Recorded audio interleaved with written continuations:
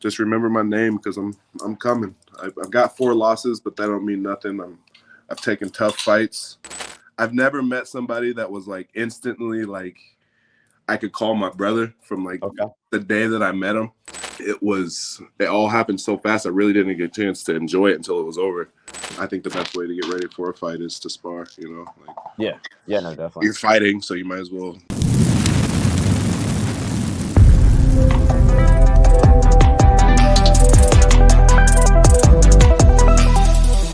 All right, guys, this is Crazy Kev here, and I'm here with Darion, Abbey. How we doing, my man? Pretty good, brother. How you doing today?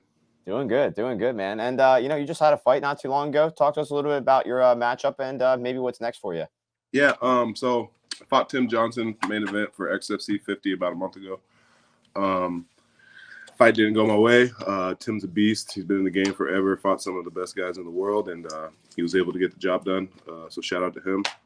But from here on out, I'm probably going back down to light heavyweight. Tim kind of reminded me that I'm big, but these heavyweights are a lot bigger.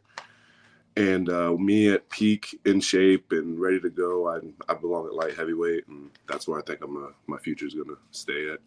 Yeah, and I definitely think light heavyweight would definitely be a good fit for you, man. And with that being said, when you're in the gym, who's maybe some of your best training partners to push you to the level where you're at today?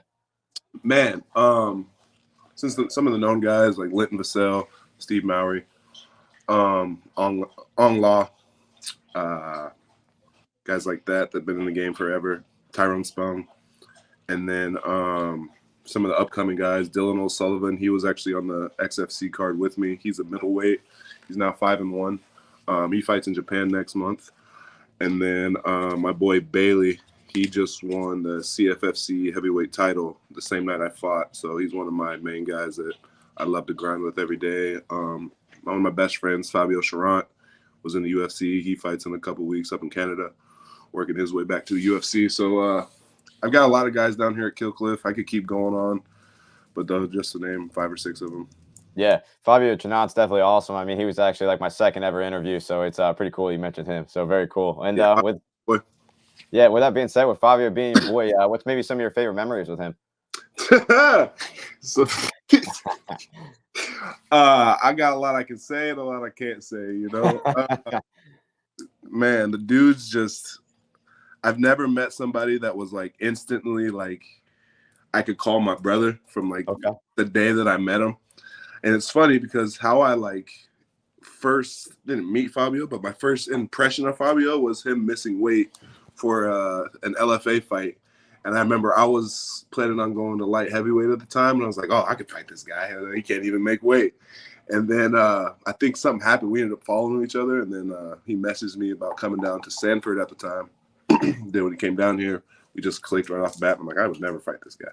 But, yeah, man, I would have to think to get a bunch of memories, though, with him. But that dude, love him to death. He just had a kid not too long ago. Him and his fiance now, Megan, they're about to get married. So he's got big things coming for him. I'm excited for what the next month or so hold for him. Yeah, absolutely. And like I said, Fabio's definitely a good guy. When I was first doing the interviews, I had like my buddy Steve with me, and he didn't really know much about MMA. But the one thing he loved was definitely, his very unique nickname with the Water Buffalo. What do you think about his nickname? I think it's fitting, man. It's like I couldn't even tell you the last time I called him like Fabio. I just call him Buff. There you go. But and that's what everybody calls him at the gym. They're just Buffalo. Like it's great and it's fitting because he looks just like a big ass buffalo. So it's that's awesome. Yeah, no, that's awesome, man. And yeah, man, getting back to you, man. I mean, you also fought in bare knuckle, man. What was that kind of like, training for that and also competing in that? So each time I fought bare knuckle was kind of last minute thing, like 2 minutes. So the training for it, I really haven't had like a whole camp to train just for a bare knuckle fight. It's just kind of been like, hey, we're fighting next week, so let's get to it. But the experience of it all, it's terrifying, man. It really is. Like the build up for it. I remember the first time I did it, I was like the co-main event the very first time, and I'm like, all right, that's cool. Until I got there, and like each fight that went out, they didn't come back the way that they left. Like. So I'm like, damn, is this about to happen to me? But then it's like, all right, well, you signed up for it, so let's do it. But It's fun. Like it's an experience to where it's like, what else can really hurt you after that, you know? So like getting ready for the other fights, like when I'm fighting Tim, like I just start thinking like, dude, you fought in bare knuckle twice against some big motherfuckers. So like, what's this fight? You know, it's just another fight. So like that has helped me a lot. My kickboxing has helped me a lot. And yeah, it's been all helpful. Gotcha. Did you happen to have like any street fights or anything like that to give you any sort of confidence? Street fights, I mean, yeah, growing up, I was into it a little bit, but I was always kind of afraid to get into fights when I was younger, just because I was big as hell and I didn't know what I could do. So like hitting people was kind of terrifying to me. Like, what if I kill this dude and I hit him? You know. So not too many street fights. I was more of a like defensive person for like my friends. So like my friends got into it, then I started fighting. But like for me personally, I just kind of turned the other cheek back in the day. I gotcha. And you know, looking at your arms, you got a couple tattoos on your arms. Talk to us a little bit more about those, man. Actually, man, I got a bunch, but I'm wearing the hat. Lee Inc. I was just talking to him. He's out of Iowa, Keokuk, Iowa. He's like my brother. His name's Craig. He owns a shop, and most of these were like rough drafts for him before he even had a shop. Like we was in his apartment doing a lot of these tattoos, and then now he's got a whole shop and a great business down in Southeast Iowa. So shout out to him for that as well. Yeah. No, they're definitely pretty sick, man. And yeah, with that being said, man, you know, you just had your fight not too long ago. I mean, how long do you think it'll take you to maybe get back in there?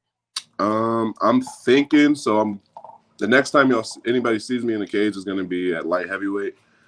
So right now I'm just working about getting my diet back down, or my weight back down. I'm working on my diet, and I'm like 250 right now. So it might take me 6 weeks to get to like 230. And then once I get to like 230, then I'll be like, all right, let's get a fight. And if you know my career, you know I'll fight a day's notice if I can make the weight or whatever. So from that point, realistically, like August, September. I gotcha. That would definitely be pretty nice. And with that being said, what's maybe some of your goals right now in MMA?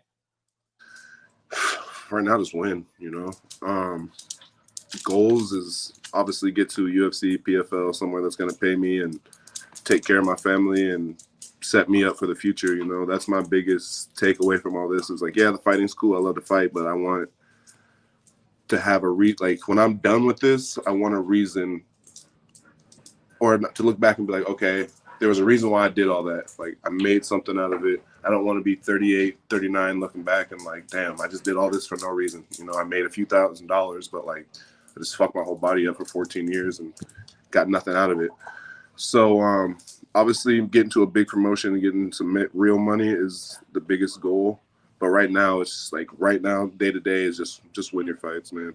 Yeah, no, definitely. And like you mentioned with the PFL, I believe in one of your very first pro fights, you fought in Bellator. What was that kind of like fighting over there? So it happened so fast. Like they called me on Monday and I fought Friday. Wow. And I was an amateur, you know, so like it all happened so fast. I really didn't get a chance to enjoy it until it was over. And but it was great. It was I didn't really get to think about it until I was in there. And then I remember when I got in there, it was finally like, oh damn, I'm in Bellator right now and the lights are really, really bright. Like yeah. But if you've seen the fight, you know I did all right. But that alone, that experience, I think I'm grateful for it, even though I lost, because like I got the big show out of the way, my very first pro fight. So like now any show that I fight on, it's like it's just another fight again. It's just a show. Like when I fight for Game Bread, it's huge. They have great venues and the lights are great. They have great attendance, but I don't worry about none of that or think about any of that until the fight's over. And then I look around, I'm like, oh damn, there's a lot of people here. Like, so that was helpful. Yeah, no, I definitely gotcha. And another thing that's pretty interesting about you is you also have a kickboxing belt under your belt. What was it like to kind of train for that? You know, when you were going into a kickboxing bout. So actually, I'm that's like my base is Dutch kickboxing. My first coach is a Dutch kickboxer out of Iowa, Derek Klopper, and he trained under Herc Hayes out of Chicago, and who trained under Big Mike out of Mike's gym over in Amsterdam. So just a long history thing with that. But Kickboxing, I honestly like that. Honestly, sometimes more than MMA because you don't have to worry about the grappling, and these guys really like to grapple at MMA. Yeah. But training for a kickboxing fight can be grueling too because you're only working on one thing. So when those weapons get, just like boxing, when your arms get tired, you can only rely on your freaking boxing, let alone, or just like in a kickboxing fight, when your arm and legs get tired, you can't just start wrestling because your arms hurt. So the cardio for that's different as well. Just a lot of heavy bag, lots of sparring, which I like. I spar 3-4 times a week, so that's, I think, the best way to get ready for a fight is to spar. Like, yeah, no, definitely. You're fighting, so you might as well do what you're about to do. It's like you don't get ready for a basketball game by playing football. So. Yeah, no, 100%, man. And with that being said, man, you got a little bit of everything. You got MMA, you got bare knuckle, and you got kickboxing under your belt. And with that being said, they're all different, obviously. But what do you think is the most safest sport out of those three to compete in? The safest, probably just regular MMA, to be honest. Yeah, MMA for sure, because you can take each other down and you really don't have to get cut or anything. Kickboxing and stuff like, and bare knuckle, you're bound to get cut open from either a kick or a punch or a knee or an elbow or something like that. MMA, you can walk out unscathed sometimes just because you get that chance to stand back up after you're done. Like you can get knocked down and be damn near out. As long as you can stand up and step forward and show the ref that you can keep fighting, you can keep getting hit in the head, and I don't think that's safe. Yeah, no, I definitely agree with you, man. And with that being said, man, what's maybe the vibes like in the gym? What kind of music you like to listen to when you're in there? Music, I can listen to really anything when I'm training except for like hard country, like I like country, but I can't listen to it when I'm trying to train. Or like Henry likes to listen to the techno, so we do that a lot. That was hard to get used to, trying to punch somebody in the face. But then you kind of feel you build a style to it. You kind of go to the beat, But I like rap, R&B. I can listen to R&B when I'm training. So rap, R&B, drill music, stuff that gets me going, makes me want to hurt people. Yeah, fair enough. Now, you got a pretty sweet beard, man. How long you been growing that thing out? Appreciate it, man. I pride myself in my beard right now. It's about a year and a half, I want to say. Wow, okay. December of 22. Wow, okay. Yeah, it's definitely a long time, man. I just said, fuck it. Let's go. Does that help you at all in the gym, like when you're getting punched at all, or no? I've never noticed a difference. I mean, I feel like you're getting punched, so like there's so much force that the beard's not going to save that, It's helped like in a grappling sense because people don't want to rub up in it, like there you go. Like people don't want to go when they're like against the cage, you're supposed to look up and put your head on their chin. People don't want to do that to me sometimes. So, in a fight, they don't care. We're fighting, so fuck that beard. Yeah, no, I definitely got you there. And one thing I always like to ask everybody I bring on the show is I'm a Taekwondo instructor. I've been teaching for 6 years, training for 19 years, so I just kind of love what I do. And with that being said, with all the guys I have in my gym, what advice do you have them to keep on coming into the gym and to keep on getting better and better every day? Advice, man. One thing I try to tell people is just be on time, be a good training partner, and be ready to work and get better. If you don't want to be a pro, that's okay. But if you're at the gym with people that want to be pros and want to be great, then you need to be there and show up the same way they do because they need your help. So be a good training partner, show up on time, and be ready to work. Yeah, no, 100%, man. And dude, it's been awesome talking to you. And with that being said, what's maybe your final message out there for the fans watching this video? Just stay in tune. Keep following me, Dino MMA, on Instagram. I think I'm the best at light heavyweight. And yeah, man, I'm ready to go on. I'm undefeated at light heavyweight, so I'm ready to go on a big run. Hopefully, knock off 2-3 wins, and just remember my name because I'm coming. I've got 4 losses, but that don't mean nothing. I've taken tough fights, and I'm going to continue to take tough fights, and I'm going to win them, and I'm going to get into the UFC, and I'm going to be a world champion. So just remember my name. We're ready, and we're ready to remember that name, man. Thank you so much for coming on the show, and it means a lot to me, and enjoy the rest of your day. Thank you, brother.